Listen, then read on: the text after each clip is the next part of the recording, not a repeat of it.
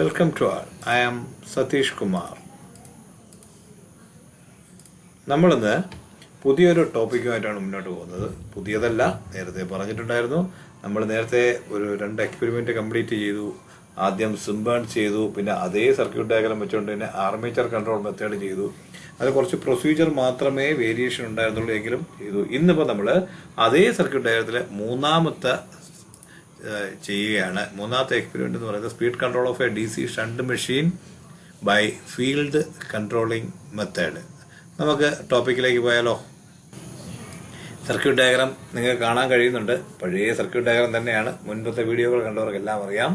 ഇത് നമുക്ക് ആർമേച്ചറിൽ നിന്ന് പോസിറ്റീവിൽ നിന്ന് 2 വയസ്, ഒന്ന് ഒരു ഹൈ കറണ്ട് ലോ വാല്യൂ റെസിസ്റ്റൻസിലേക്കും അതുവഴി അമ്മീറ്റർ വഴി ആർമേച്ചറിലേക്കും, രണ്ടാമത്തത് ഒരു high value low current rheostat വഴി ഫീൽഡ് അമ്മീറ്ററിലേക്കും, അതിൽ നിന്ന് നേരെ ഫീൽഡിലേക്കും, പിന്നെ നെഗറ്റീവ് സപ്ലൈകളെല്ലാം A2 F2 എല്ലാം കൂടെ നെഗറ്റീവിലോട്ടേക്ക് ഷോർട്ടും ചെയ്യുന്നു. ആർമേച്ചറിന് എക്രോസ് ആയിട്ട് ഒരു നമുക്കിവിടെ സപ്ലൈ 220 ആയതുകൊണ്ട് നമുക്ക് 300 വോൾട്ടിൻ്റെ ഒരു മീറ്റർ നമ്മൾ കണക്ട് ചെയ്യുന്നു. ഓക്കെ, അപ്പോൾ ഇത്രയായപ്പോൾ നമ്മുടെ സർക്യൂട്ട് ഡയഗ്രാം കംപ്ലീറ്റ് ആയി. ഇനി നമുക്ക് അതിനകത്ത് എന്തൊക്കെയാണ്, അപ്പം നമ്മൾ പലപ്പോഴും പറഞ്ഞിട്ടുള്ള കാര്യം തന്നെയാണ്, എല്ലാ വീഡിയോയിലും പറയുന്നത് തന്നെയാണ്. നമുക്ക് ഏതൊരു കാര്യത്തിനായാലും ഏതൊരു എക്സ്പെരിമെൻറ്റ് ചെയ്യുമ്പോൾ ആദ്യം നമുക്ക് വേണ്ട മെഷീൻ ഡീറ്റെയിൽസ് ആണ്. ഇവിടെ നമുക്ക് മെഷീൻ ഡീറ്റെയിൽസ് വേണം. Power, armature voltage, armature current, excitation current, excitation voltage, speed. ഇപ്പോൾ ഇത്രയും കാര്യങ്ങൾ നമ്മൾ ഇതിൻ്റെ കൂടെ തന്നെ നമ്മൾ കണക്ട് ചെയ്ത് വേണം മുന്നോട്ട് പോകാൻ. ഇത് ഈ എക്സ്പെരിമെൻറ്റ് മാത്രമല്ല, എല്ലാ എക്സ്പെരിമെൻറ്റും. ഇനി നമുക്ക് അപ്പാരറ്റസ് എന്തൊക്കെയാണ് വേണ്ടതെന്ന് നോക്കാം. ഇവിടെ അപ്പാരറ്റസ് എന്ന് പറയുന്നത് നെയിം ഓഫ് അപ്പാരറ്റസ് നമുക്ക് അറിയാം. അത് നേരത്തെ കണ്ട വീഡിയോയിലുള്ള അതേ സാധനങ്ങൾ തന്നെയാണ്. വോൾട്ട്മീറ്റർ 300 വോൾട്ടിൻ്റെ ഒരു മൂവിംഗ് കോയിലാണ്.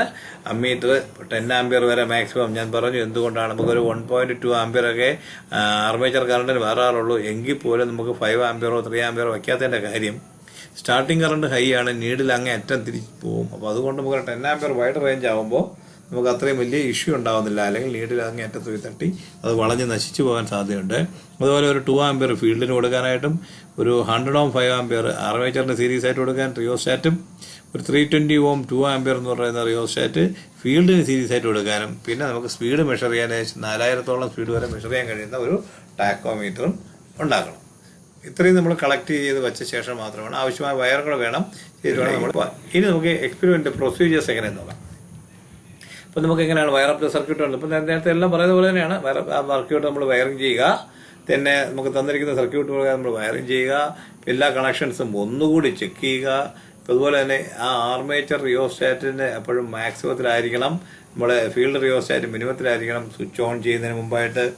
പിന്നെ സ്വിച്ച് ഓൺ ചെയ്യുക, അതിനുശേഷം അത് പതുക്കെ വേരി ചെയ്ത് ആർമേച്ചർ റിയോസ്റ്റാറ്റിനെ മാക്സിമത്തിൽ നിന്നും മിനിമത്തിലേക്ക് കൊണ്ടുവരും. അപ്പോൾ ഏകദേശം ഒരു സ്പീഡിലേക്ക് എത്തും.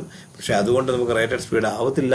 പകുതി vary the field rheostat gradually and stop when the speed is at.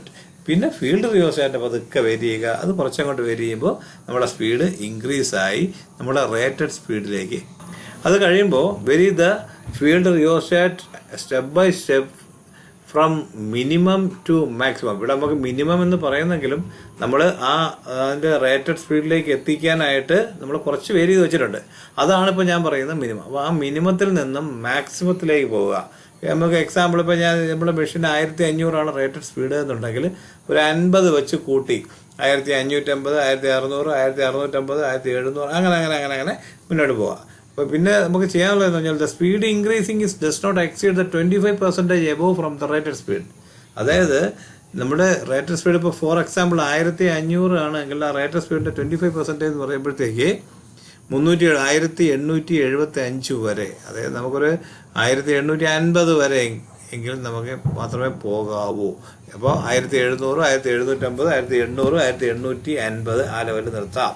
അപ്പോൾ അതിൽ തന്നെ ഈ 320 ഓംസ് കൊണ്ട് നമുക്കൊരിക്കലും 1850 ഒന്നും പോകാൻ പറ്റുമെന്ന് എനിക്ക് തോന്നുന്നില്ല. ഓക്കെ, അപ്പോൾ അത്രയും ആയി കഴിഞ്ഞു. അടുത്തത് എന്താണ്? Note down the readings of the speed, armature voltage and field current. അപ്പോൾ നമ്മൾ അതിനകത്ത് നേരത്തെ നമ്മൾ എന്താണ് സിംബേൺസിനകത്ത് armature voltage, armature current, field current എല്ലാം എടുത്തെങ്കിൽ നമുക്ക് ഫീൽഡ് കൺട്രോളിംഗ് മെത്തേഡിനകത്ത് ആർമേച്ചർ വോൾട്ടേജും ആർമേച്ചർ കറണ്ടും എടുത്തു. ഇനി ഈ ഫീൽഡ് കൺട്രോളിംഗ് മെത്തേഡ് ആകുമ്പോഴത്തേക്കും നമുക്ക് ആർമേച്ചർ വോൾട്ടേജും ഫീൽഡ് കറണ്ടും എടുക്കണം. അപ്പോൾ നമുക്ക് അവിടെ ആ ചെറിയ ചേഞ്ചസ് ഉണ്ടാവാറുണ്ട്. ഇത്രയും കൗണ്ട് നോട്ട് ചെയ്യുക. Then switch off and dismantle the circuit reverse order procedure. നമുക്ക് സ്വിച്ച് ഓഫ് ചെയ്യുന്നതിന് മുമ്പായിട്ട് റിയോസ്റ്റാറ്റുകളെല്ലാം പഴയ പോലെ പൊസിഷനിലെത്തുക. ആർമേച്ചർ റിയോസ്റ്റാറ്റ് മാക്സിമത്തിലെത്തിക്കുക, ഫീൽഡ് റിയോസ്റ്റാറ്റ് മിനിമത്തിലെത്തിക്കുക. അതിനുശേഷം സ്വിച്ച് ഓഫ് ചെയ്യുക. ഇതൊരു DC മെഷീനാണ്. ഓണായി അതിനകത്ത് സപ്ലൈ കൊടുത്തു കഴിഞ്ഞാൽ അത് മോട്ടറായിട്ടും സപ്ലൈ അത് തനി കറക്കി കഴിഞ്ഞാൽ അത് ജനറേറ്ററായിട്ടും വർക്ക് ചെയ്യും എന്നുള്ളത് കൊണ്ട് തന്നെ സ്വിച്ച് ഓഫ് ചെയ്ത് ആ മെഷീൻ 0 സ്പീഡിലേക്ക് എത്തുന്ന, അതായത് പൂർണ്ണമായിട്ടും നിൽക്കുന്നത് വരെ ആ കണക്ഷൻസിൽ ഡിസ്മാൻഡിൽ ചെയ്യാൻ ശ്രമിക്കരുത്. അതിനുശേഷം വയേഴ്സ് എല്ലാം ഡിസ്കണക്ട് ചെയ്യുക.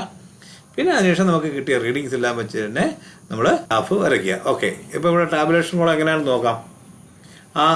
മറ്റേത് നമുക്ക് ആർമേച്ചറിനകത്ത് കണ്ടതുപോലെ തന്നെയാണ്. നമുക്കിവിടെ speed, armature voltage, field current, ഈ 3 കാര്യങ്ങളും ഒരു സ്റ്റെപ്പ് ബൈ സ്റ്റെപ്പായിട്ട് നോട്ട് ചെയ്യുക. ഇത്രയും കാര്യങ്ങൾ നമുക്ക് വരുവാണെങ്കിൽ നമുക്ക് ചെയ്യാം. ഓക്കെ, ഇനി നമ്മൾ റിസൾട്ട് എഴുതുമ്പോൾ നമ്മുടെ എയിം എന്താണോ ആ എയിമിൻ്റെ ടെൻസ് ഒന്ന് മാറ്റി അത് റിസൾട്ട് ആക്കുക. Okay, thank you.